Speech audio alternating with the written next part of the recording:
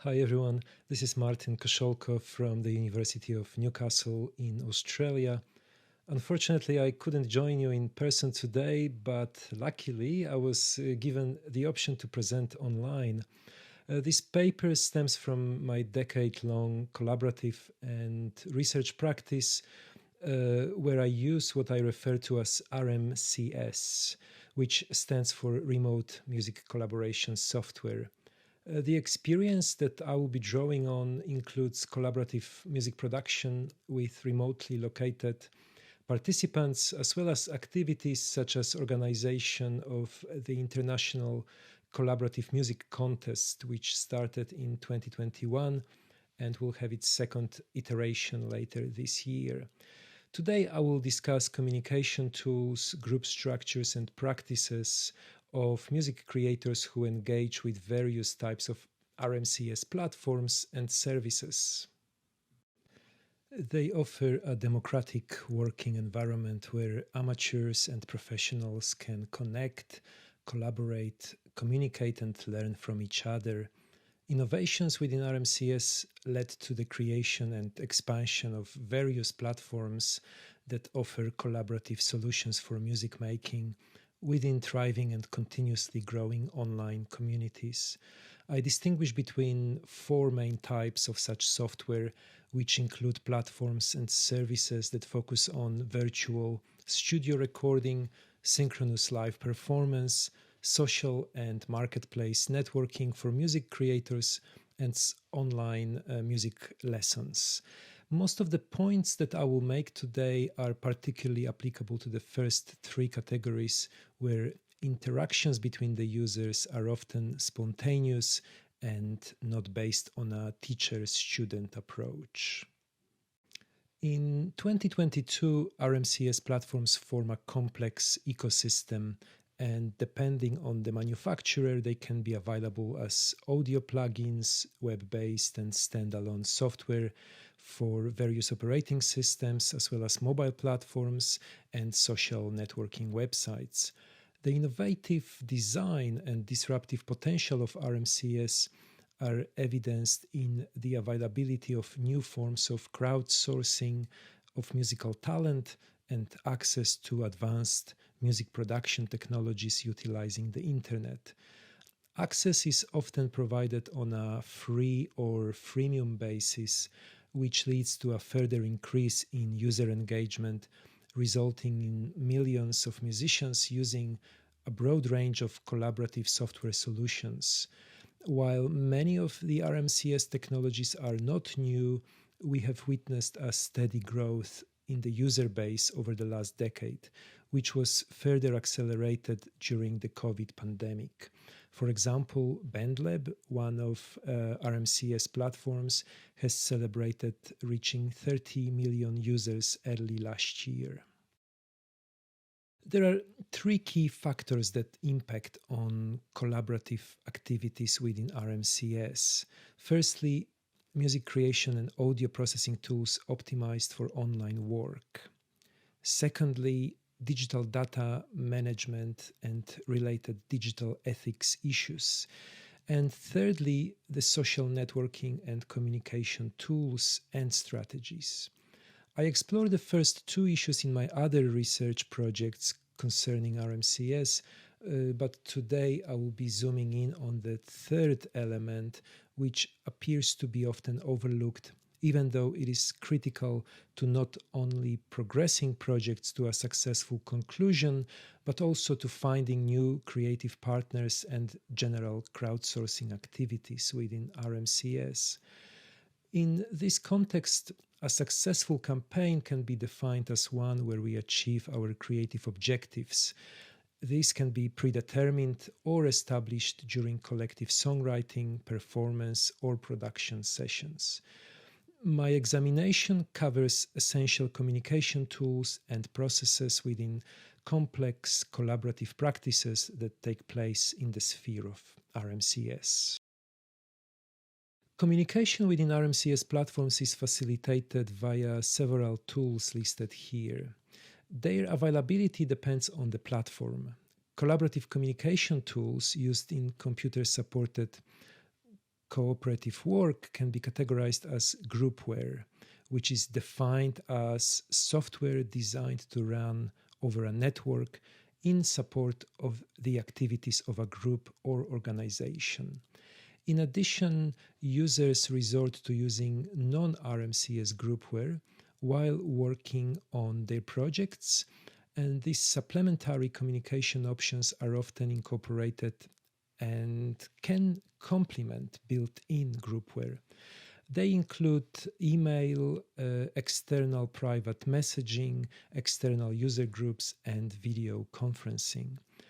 These tools are strategically important to the facilitation and outcomes of crowdsourcing and music production campaigns. Since the availability of various tools differs from platform to platform, it is necessary to understand these differences before commencing music production campaigns in RMCS. Forums, private messaging, and chat tools are particularly effective in finding collaborators, inviting them to participate, and discussing the production processes. Excluding the online teaching category of RMCS, communication strategies focused on attracting new collaborators tend to include three key phases outlined here. Typically, a user would make a choice and incorporate either an active or passive way of communicating. In the active approach, potential or confirmed collaborators are addressed directly in a form of a discussion, whereas the passive way resembles an announcement, a statement of facts, rather than a conversation. In this table, I wanted to demonstrate how various communication methods can be used during the stages of communication within RMCS. In most cases, it's possible to draw a clear distinction between tools that enable active or passive communication. Only forums and public or project-based chat tools can be used in both capacities, as they allow for both direct, active, and indirect passive communication. When communicating project-oriented ideas, these two tools are used passively only at an early stage of project life, which is when it's being advertised to a wider community of users. As the work on a project evolves, a forum becomes less relevant, whereas chat tools are still used to address a specific contributor, and that is where a transition from passive to active communication takes place. Interestingly, in some situations, collaborators don't use any forms of groupware, and their musical contribution becomes the only way they communicate their ideas without targeting specific group members. This can take form of replying with a recording to a demo of a composition where the initial creator asks for contributions from the community of users. RMCS platforms cater to multiple approaches to cloud-based music creation, which include synchronous and asynchronous methods available through various categories of collaborative software. They can be also valuable communal learning environments, and that includes virtual studio and live performance platforms. The use of RMCS in formal school settings, particularly at secondary and tertiary levels, has exploded during the COVID pandemic. But even a long time before COVID, many online platforms provided an effective opportunity to learn the craft of music making and technical aspects of software through participating in various communities of practice. The aspect of synchrony, which is approached in various ways within RMCS platforms, is a significant consideration when choosing the appropriate platform. In the virtual studio context, it allows making a distinction between what Zagorski Thomas describes as a difference between playing music with other people versus playing along to some music. I don't discount the collaborative merits of asynchronous systems, and my own creative work is a testimony of the impact of both synchronous and asynchronous approaches to RMCS-based collaboration on a communal music production. Successful RMCS use for studio recording and live performance requires proficiency with such tasks as recording and mixing and understanding of concepts such as signal flow as well as online latency, the latter being, of course, critical in relation to synchronous platforms. Therefore, musical proficiency on its own is not enough to use RMCS.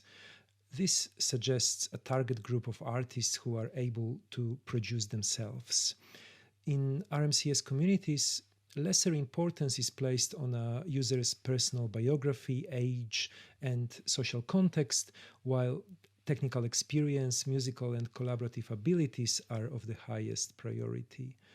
Based on their skills, users perform various roles, such as recording and mixing, in addition to playing musical instruments. It's much more likely that music producers working in the informal settings of RMCS will perform multiple roles at once. Groups that are most effective at leading their projects to successful conclusions are often characterized by a diversity and spread of talent across multiple group members. In the context of RMCS based group work, the spread of various music production and performance skills within a group is important. However, the possession of a multitude of skills by an individual is also beneficial, as music production requires a mix of varied technical and musical skills. In my experience, both types of skills are needed in order to maintain efficiency and achieving results quickly. Producers with a wider palette of musical skills can provide more input at the songwriting and arrangement stage. I acknowledge that there is a risk of personality clashes affecting similarly skilled RMCS collaborators, but given the relatively unstructured settings of RMCS group work, I can still see value in having several highly skilled individuals working on one project. In my definition of successful RMCS groups, I propose that they are characterized by the spread of music production abilities while requiring each group member to possess a very good working knowledge of the chosen platform, as well as a broad knowledge regarding music composition and styles of music concerning the project. Social and task dimensions are also important in the context of collaborative group work in RMCS. The social dimension is responsible for provision of emotional involvement, morale, interest, and loyalty.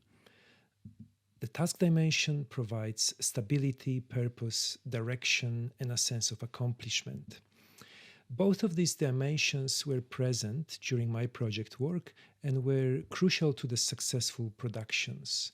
Typically, it is the role of the project instigator, the executive producer, or leading artist to make sure that social and task dimensions are clearly established and present in the group work. Additionally, members of well-functioning groups also exhibit awareness of these dimensions when working on a project. I discovered that informal groups created within RMCS communities have a limited potential to adjust when any gaps in the group makeup are recognized. Instead, it is often the case that a group would dissolve and a project would remain unfinished.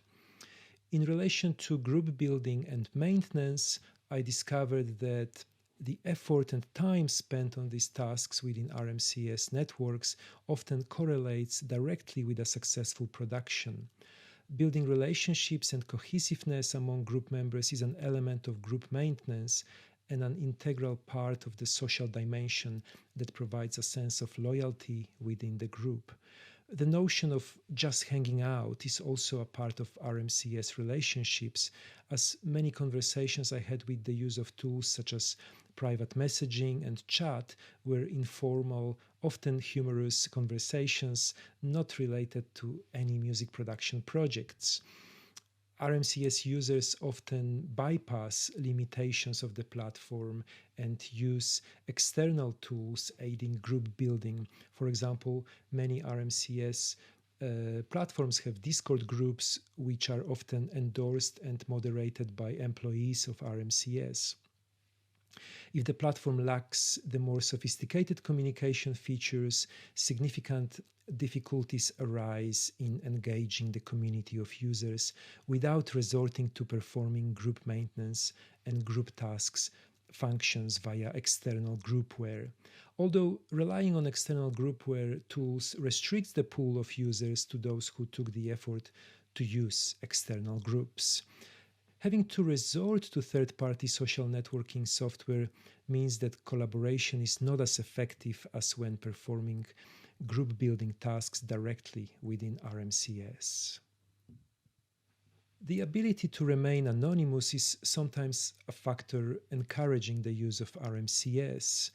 A large proportion of users is using pseudonyms and frequently don't disclose such details as location or age.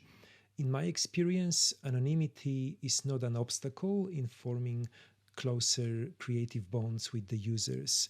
I worked extensively with users without ever learning their real names or details about age or exact location.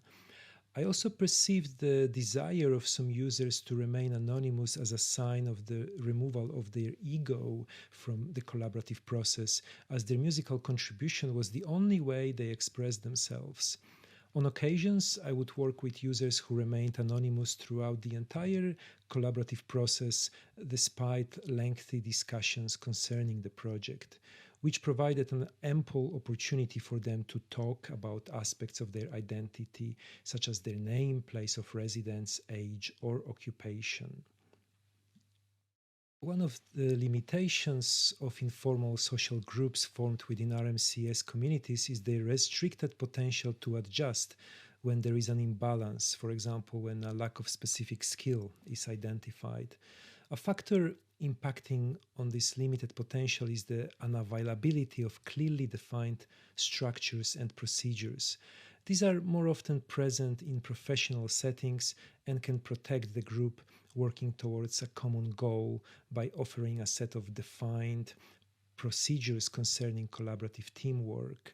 However, the social dimension of the group is a potent aspect influencing the group's adaptability and chances of survival in the face of adversity.